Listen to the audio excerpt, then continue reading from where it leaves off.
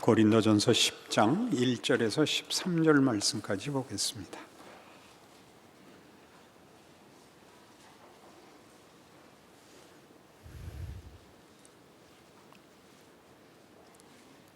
고린도전서 10장 1절 형제들아 나는 너희가 알지 못하기를 원하지 아니하노니 우리 조상들이 다 구름 아래 있고 바다 가운데로 지나며 모세에게 속하여 다 구름과 바다에서 세례를 받고 다 같은 신령한 음식을 먹으며 다 같은 신령한 음료를 마셨으니 이는 그들을 따르는 신령한 반석으로부터 마셨음에 그 반석은 곧 그리스도시라.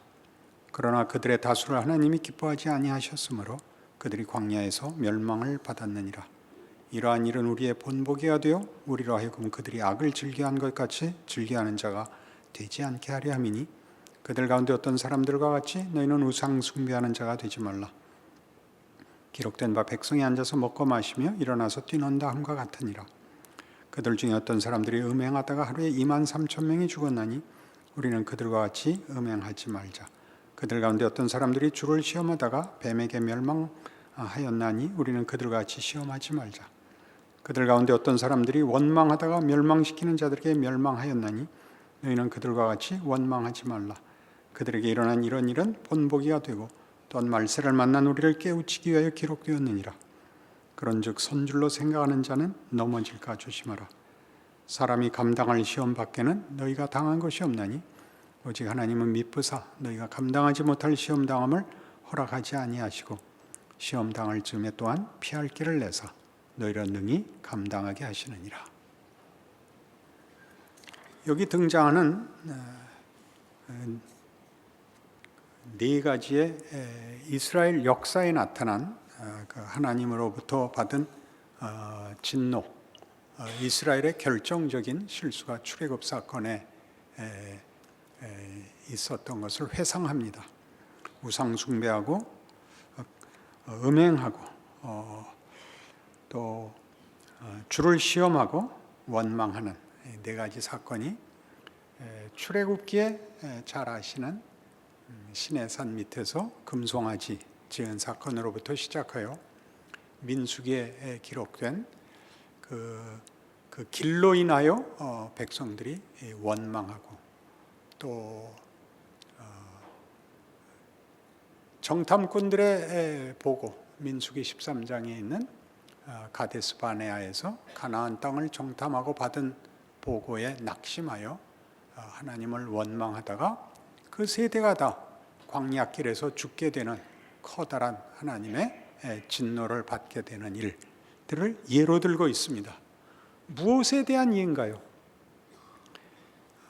앞에 있었던 9장 26절과 27절에 있는 것 같이 그러므로 나는 다름질하기를 향방 없는 것 같이 아니하고 싸우기를 허공을 치는 것 같이 아니하며 내가 내 몸을 채워 복종하게 함은 내가 남에게 전파한 후에 자신이 도리어 버림을 받을까 두려워함이로다. 예수를 믿고 하나님의 자녀가 된다는 것은 소홀히 할 수 있는 문제가 아니다. 그의 존재와 생애 모두를 집중하고 두려움과 떨림으로 순종해야 되는 견눈을 팔 틈이 없는 일생이다. 이렇게 얘기하는 것입니다. 뭐에 관한 이야기였죠? 당시 고린도 교회들이 가지고 있었던 하나님의 백성으로 사는 구별과 성별을 지식이나 또는 더 많은 관용으로 자신들을 집중하여 기독교인으로 이해하고 순종하는 일에서 벗어나는 일들을 권리로 높은 차원의 이해로 생각한 것들에 대한 꾸중입니다. 그들이 예수를 믿게 된 것이 본인들의 이해와 지식의 보상이라고 생각을 했고 우상의 제물을 먹는 데 참여하는 것을 하나님은 한 분뿐이고 나머지는 다 가짜다. 내가 가짜들 앞에 있는 음식을 못 먹을 게 무엇이냐라는 어떤 자랑까지 나갔습니다. 바울의 답은 그것입니다. 너희가 얻은 구원은 이해의 결과가 아니다. 그리고 너희가 우상이 아무것도 아닌 줄 안다면 우상을 만들고 믿고 매달려서 벌벌 떠는 사람들과 다른 하나님만으로 온전히 만족하고 항복하여 순종하는 모습으로 기독교인 된 것을 증거해야지, 그런 방임과 구별 없는 혼란스러운 인생을 사는 것으로 그 책임을 대신할 수는 없다, 이렇게 얘기하는 대목입니다. 그럼 여기에 있는 10장 1절에 있는 이 말씀들, 형제들아 나는 너희가 알지 못하기를 원하지 아니하노니 우리 조상들이 다 구름 아래 있고 바다 가운데로 지나며 모세에게 속하여 다 구름과 바다에서 세례를 받고 다 같은 신령한 음식을 먹으며 다 같은 신령한 음료를 마셨으니 이는 그들을 따르는 신령한 반석으로부터 마셨음에 그 반석은 곧 그리스도라. 여기 나오는 것은 무슨 그 의미가 더 깊고 더 오묘한 무엇을 이야기하는 것보다 가장 쉬운 이야기, 그들이 다 하나님의 백성으로 구원받은 현장에서 행한 잘못이었고 벌이었다. 그들이 몰라서 아직 하나님의 백성이 되기 전에 받은 진노가 아니라 그런 커다란 하나님의 기적과 능력으로 구별되어 그 큰 역사로 애굽왕 바로로부터 꺼낸 홍해를 가르고 만나와 메추라기로 먹이고 구름과 불기둥과 구름 기둥으로 인도하며 하나님께서 함께하사 반석의 물을 마시게 한 그 조건 하에서도 하나님이 진노하셨다. 구원에 관한 얘기가 아닙니다. 구원받은 자에 관한 이야기입니다. 구원을 받았으면 그 다음에 죽어서 천국 가면 끝나는 것이 아니라 살아생전에 하나님의 백성으로 부름받은 일에 온 인생을 걸어야 한다는 것입니다. 여러분 혹시 마음에 불만이 있을 수 있습니다. 예수를 믿는다는 건 그런 차원에서 아무 자유도 없고 아무런 선택도 없고 매여 사는 것인가? 그것이 복이라는 것입니다. 학교 생활을 한번 생각해 보십시오. 부모님들이 늘 하던 이야기가 이거였습니다. 우리가 학교 다닐 때도 고민이 있었다는 사실을 아십니까? 학교 안 다녀봐서 모른다는 표정을 짓지 마시고 학교 때도 10대에도 고민이 있었습니다. 20대에도 고민이 있고 목숨을 걸 만한 고민이 있었습니다. 그러나 살아보니까 그때가 제일 편한 때였던 것이 사실입니다. 공부를 잘하는 것이 복입니다. 땡땡이 치는 것이 벌입니다. 알만한 나이가 되지 않았습니까? 그런 식의 권면입니다. 명예롭게 사는 거다. 그것이 진정한 가치다. 그것이 진정한 복이다. 여러분들이 여기에 불만을 가진다면 여러분은 아직도 세상이 요구하는 것들이 우리 진지한 기독교 신앙보다 더 재미있고 어떤 면에서 해봄직하다고 생각하는 것입니다. 그건 철없는 생각입니다. 이 세상에서 제일 중요한 것이 뭐냐? 예수를 알고 믿고 순종하는 것입니다. 종교라는 이름으로 혹은 어떤 다른 덕목들, 진지함이나 헌신이나 열심이나 거룩이라는 단어들로 강요하는 것이 아니라 내용으로서 그렇습니다. 한 인간의 인간된 가치는 그가 자기가 사는 환경 속에서, 현실 속에서 얼마나 많은 사람들에게 고마운 존재가 되는가 하는 것입니다. 그것은 경제력에 관한 문제도, 지식에 관한 문제도, 능력에 관한 문제도 아닙니다. 반가운 사람이 되어야 하는 것입니다. 위로하고 피할 그늘이 되며 안심이 되며 격려가 되며 고독과 원망을 털어놓아 짐을 덜 수 있는 사람이 되는 것, 그것이 가장 큰 가치입니다. 예수가 그 최고의 모범이지요. 세상 죄를 지고 가는 하나님의 어린 양을 보라. 세상 죄를 지고 가는 컨테이너를 보라가 아니라 어린 양이지요. 무슨 권력과 무슨 성깔과 무슨 적대성이 거기 있겠습니까? 어린 양에게 그가 세상 죄를 지고 가는 것입니다. 그러니 기독교인으로 사는 것, 신앙인으로 사는 것은 이런 유혹들에 빠지는 것으로는 가장 본질적인 오류가 드러난다는 것이죠. 왜 우상숭배를 했느냐? 먹고 마시고 뛰어놀려고. 그겁니다. 우상숭배가 나쁘다. 그것 하나로 명분으로 거는 것이 아니라 그게 너희에게 무엇을 주기 때문이냐? 네 마음껏 살게 되니까. 거기에 음행도, 거기에 원망도, 거기에 시험도 나옵니다. 이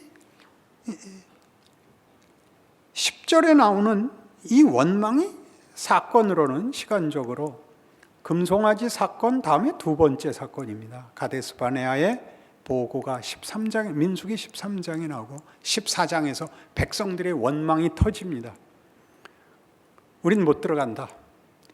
우리가 보기에도 저들 앞에 우리는 그 아낙 자손은 장대하고 우리는 메뚜기 같았다. 못 들어간다. 어떻게 하란 말이냐? 울고 원망해서 무슨 벌을 받았다고요? 홍해를 건넌 성인들 20세 이상의 이스라엘 백성들은 광야에서 다 죽어라가 됐죠. 그게 무슨 벌이죠? 그저 다만 시간을 보내는 인생이 되었다는 벌입니다. 그건 하나님이 일부러 준 벌일 필요가 없습니다. 하나님이 그에게 아무것도 담아주지 않는 존재와 인생이 된다는 것이 벌입니다. 우리가 선택한 우리의 욕심이 무엇인가를 다시 한번 확인시켜주는 벌이지요. 나머지는 그 후에 생긴 것들입니다. 길이 피곤하다. 먹을 것이 없다. 그 와중에서 말이죠. 그 원망, 그런 불평에 할 게 없죠. 적극적인 가치를, 영원한 명예를 아무것도 만들 수도, 담을 수도, 책임을 질 수도, 자랑할 수도 없게 된 것입니다. 그러니 고린도 교회 앞에 이 얘기를 꺼내 들고 저들이 요구했던 우리의 구원은 우리의 지식의 증거다. 우리가 우상 앞에 가는 것은 하나님의 다른 아무런 신도 없다는 걸 아는 우리의 이해력이요, 관용이요, 지식의 깊이다. 바울의 얘기가 뭡니까? 너희들이 가진 신앙의 크기와 넓이와 깊이는 그분을 담아내는 것이어야 한다. 시간을 허비하고 너희의 존재의 정체성을 놓고 허랑방탕하는 것일 수 없다. 그것이 무엇에서 나타나느냐? 너희 형제들이 너를 보고 시험에 빠지지 않냐? 네가 지식을 가지고 하나님 외에는 다른 신이 없다는 걸 알아. 우상 앞에 놓인 재물을 먹는 것이 거리낌이 없다면 너에겐 자유겠지, 지식이겠지. 그러나 그것으로 네 형제가 시험을 받는다면 네가 도대체 무슨 쓸모가 있느냐? 네 신앙의 정체성과 가치가 무슨 역할이 있느냐? 하물며 세상은 어떻겠느냐? 그렇게 묻는 말입니다. 12절에 이렇게 중요한 말들이 이 예화와 이 설명의 끝을 만들고 있습니다. 그런즉 선줄로 생각하는 자는 넘어질까 조심하라. 갈라디아서 6장에 이 말씀이 조금 더 자세하게 소개되고 있습니다.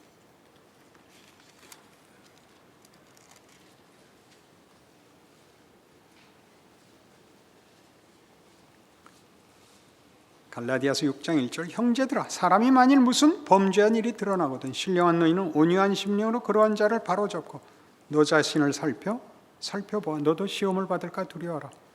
너희가 짐을 서로 지라. 그리하여 그리스도의 법을 성취하라. 만일 누가 아무것도 되지 못하고 된 줄로 생각하면 스스로 속임이라. 각각 자기의 일을 살피라. 그리하면 자랑할 것이 자기에게는 있어도 남에게는 있지 아니하리니 각각 자기의 짐을 질 것이라. 여기 나오죠. 아무것도 되지 못하고 된 줄로 생각하는 것. 무슨 뜻일까요? 우리 신앙의 가장 중요한 본질은 그가 있음으로써 옆 사람을 세우는 것입니다. 자신과 이웃 사람이 경쟁적으로 대비되지 않고 옆 사람에게 은혜를 나누며 책임을 나누며 격려를 나누는 존재가 되는 것입니다. 내가 하나 잘못하지 않으면 다 되는 것이 아니라 내 옆에 형제를 부축해 주지 않는다면 너는 아직도 예수를 믿는다는 말을 다 모르는 것이다. 이렇게 얘기하는 겁니다. 이런 식의 오해가 있죠. 그러니 교회 예산의 절반을 뚝 잘라서 사회에 구제와 봉사를 하자. 그렇지 않습니다. 교회는 자선단체거나 봉사기관이 아닙니다. 교회는 하나님이 불러 모으신 모든 사람의 공동체입니다. 그게 뭐냐고요? 예수를 믿는다는 고백을 빼놓으면 모일 수 없는 사람들이 모인 자리입니다. 조직과 이 공동체를 유지해야 됩니다. 당연히 고백 이외에서 다 다른 얘기로 충돌을 하는 법이죠. 너무나 당연한 일입니다. 거기에 모든 예산이 들어가야 됩니다. 굶고 회의할 수는 없으니까요. 왜 우리가 낸 헌금은 선교와 봉사엔 쓰이지 않고 전부 먹는 데 들어가는가? 저 사람들이 다 먹었습니다. 이게 중요한 거죠. 내 남편, 내 친구가 여길 서는 겁니다. 그것이 교회가 하는, 밖에서는 할 수 없는 일이죠. 같은 예수를 고백하고 주의 일하심을 고백하는데 이렇게 함께 앉아서 같은 소리 하는 경우는 성가 찬양할 때 외에는 거의 없습니다. 우리 모두는 주장이 다르고 그래서 매사에 불만입니다. 그걸 묶어나가야 되는 것입니다. 부서 하나를 만들면 그 부서가 잘하는 것이 아니라 그 부서에 모인 사람들이 싸우는 것을 묶어나가는 겁니다. 언제까지 묶어나가야 됩니까? 예수님 다시 오실 때까지 파토내지 말고 끌고 나가야 됩니다. 거기서 사람은 큽니다. 나와 다른 생각, 다른 말, 표리부동, 무지함, 고집, 왜곡, 기만을 만납니다. 그래서 제일 많이 받는 시험이 뭐죠? 나 그만둘래입니다. 나 안 할래. 그러니 여러분의 생애의 고단함이 교회에 오면 해소된다고 생각하는 것 같이 여러분 순진한 발상은 곤란합니다. 그래서 안 하겠다라고 답하는 것 정말 말이 안 되는 것입니다. 그걸 견디는 것 어떻게? 잘난 사람이 져야죠. 다친 팔을 기부스를 해서 목에 건다는 거 그랬죠. 목은 그러지 않아도 머리를 이고 있는데 머릿속에는 누구나 돌이 들어 있습니다. 그걸 이고 있는 데다 이 팔을 그냥도 아니고 기부스를 해서 갖다 매는 거 아닙니까? 그러면 이게 고쳐집니다. 그걸 모르면 너는 아직도 하나님이 일하시는 방법, 은혜를 담는 방법, 생명을 만들고 키우는 하나님의 은혜를 모르는 것이다. 그러니 각각 자기의 짐을 지라. 그 다음이 재밌어요. 6장 4절. 각각 자기의 일을 살피라. 그리하면 자랑할 것이 자기에게는 있어도 남에게는 있지 아니하리니 각각 자기의 짐을 질 것이라. 자기 노릇을 하고 있으면, 그리고 자기가 옆에 있는 다른 지체의 짐을 지어주면 그것이 자랑이니라. 다른 보상은 없다. 누구의 도움이 되고 누구에게 은혜의 손길이 된다면 그것이 최고의 보상이니라. 그걸 알아라. 그리고 금방 이 말이 따라 나오죠. 가르침을 받는 자는 말씀을 가르치는 자와 모든 좋은 것을 함께하라. 스스로 속이지 말라. 하나님은 업신여김을 받지 아니하시나니 사람이 무엇으로 심든지 그대로 거두리라. 자기의 육체를 위하여 심는 자는 육체로부터 썩어질 것을 거두고 성령을 위하여 심는 자는 성령으로부터 영생을 거두리라. 우리가 선을 행하되 낙심하지 말지니 포기하지 아니하면 때가 이름에 거두리라. 그러므로 우리는 기회 있는 대로, 거기다 밑줄 쳐놓으십시오. 기회 있는 대로 모든 이에게 착한 일을 하되 더욱 믿음의 가정들에게 할지니라. 옆 사람을 돌아보십시오. 한 교회 나오는 한 교회의 교우들을 돌아보십시오. 특별한 거 안 하셔도 됩니다. 좋은 말 하시고 반가워하십시오. 아시겠습니까? 심는 대로 거둔다. 육체를 위하여 심는 것과 성령을 위하여 심는 것. 무엇이 본질적인 정체성이요 책임이요 주어진 기회인가를 알아라. 그렇게 얘기합니다. 그렇게 하시겠습니까?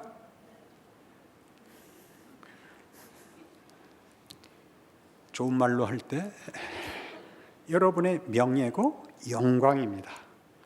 여기서 하나님의 일하심을 발견하지 못하면 여러분들이 금방 확인할 수 있는 여러분의 신앙생활의 잘잘못은 여러분이 감사가 있는가라는 문제입니다. 여러분의 인생과 존재에 감사가 있는가? 감사가 없으면 고통은 있을지라도 원망이 있어서는 안 됩니다. 감사가 적습니다. 감사가 성경이 약속하는 것과 다르게 빗나간 탓입니다. 고린도전서 10장으로 오시면 이 말이 끝이 아니라 그 뒤에 하나가 더 붙어 있습니다. 12절 그런즉 선줄로 생각하는 자는 넘어질까 조심하라 해놓고 사람이 감당할 시험 밖에는 너희가 당한 것이 없나니 오직 하나님은 미쁘사 너희가 감당하지 못할 시험 당함을 허락하지 아니하시고 시험 당할 즈음에 또한 피할 길을 내사 너희로 능히 감당하게 하시느니라. 여러분, 감당할 시험이라는 것은 여러분 보고 나라를 구하거나 시대를 구하거나 정의를 평화를 만들려고 하시지 않습니다. 여러분이 묶여있는 정황 속에서 여러분의 자리, 여러분의 책임, 할 수 있는 것을 하시랍니다. 그 다음은 내가 알아서 하겠다. 그런 약속이죠. 문제가 해결되거나 피할 길을 주신다는 것이 무슨 면책의 방법이 있다는 뜻이 아닙니다. 너희가 이게 그만이다라고 생각하는 거기까지 해라. 그 다음은 내가 한다. 그러니 우리가 제일 어려운 것이 저리로 가면 죽는 길인 줄 뻔히 아는 길을 가야 되는 것. 그 자리까지, 죽는 자리까지 가시면 그 다음에 죽게 되는지 살게 되는지는 그 다음 일입니다. 우리는 그것이 죽는 길이기 때문에 죽는 자리까지 안 갑니다. 그러니까 매일 오늘 일을 오늘 하기 싫어서 내일에다 미루어서 내일은 언제나 내일이듯이 오늘을 살지 못합니다. 자기 자리를 살지 못합니다. 자기가 당한 책임, 묶여있는 자리가 기대와 달라서 그리고 힘에 겨워서 우리는 이렇게 하나님께 불평을 하거나 오늘 해야 될 일을 이 불평으로 내일로 떠밉니다. 그리하여 자기의 인생을 못 살고 아까 예를 들었던 그들의 금송아지 사건, 음행, 원망, 시험이 실제로 공통되게 지적하는 본질, 내 책임, 내 기회, 네 자리를 내가 늘 외면하고 있다는 사실을 아느냐? 라는 데에 이 두 구절이 우리를 인도하고 있습니다. 그러니 여러분 모두 이 말씀을 인하여 여러분의 삶의 지금의 정황, 현실, 조건을 사십시오. 힘드십니까? 힘들게 사십시오. 할 말이 없으십니까? 입을 다물고 사십시오. 살아 내십시오. 울려거든 견디기 위해서 우십시오. 웃으시려거든 기쁨을 나누기 위해서 웃으십시오. 그것이 신앙생활입니다. 그리고 그것은 하나님이 예수 그리스도 안에서 증거하신 하나님의 능력이며 하나님의 지혜며 하나님이 기뻐하시는 하나님의 방법입니다. 이건 최선책입니다. 다음은 없습니다. 여러분 자신의 생애를 기쁨과 감사로 살아내시는 위대한 역사가 있으시기를 바랍니다. 기도하십시다. 하나님 아버지의 은혜를 감사합니다. 우리가 답답해하고 절망하고 원망하는 모든 것이 하나님이 은혜를 담는 방법이요 그의 백성들을 기르시는 하나님의 손길이요 영광 받으시는 조건이라고 오늘 말씀을 들었습니다. 그러니 이제 자신의 존재와 조건을 위대하게 살게 하시옵소서. 늘 부러운 눈과 시기와 원망으로 변명하고 도망가고 그렇게 동정을 구하는 비겁한 자리에서 돌아설 수 있게 하여 주시옵소서. 자신의 자리를 살아내게 하여 주옵소서. 그리하여 지금 이 시대에도 하나님이 역사하고 계시다고, 일하고 계시다고, 은혜를 담고 계시다고, 영광을 나타내신다고 말할 수 있는 우리 교회 되게 하여 주옵소서. 예수님 이름으로 기도합니다. 아멘.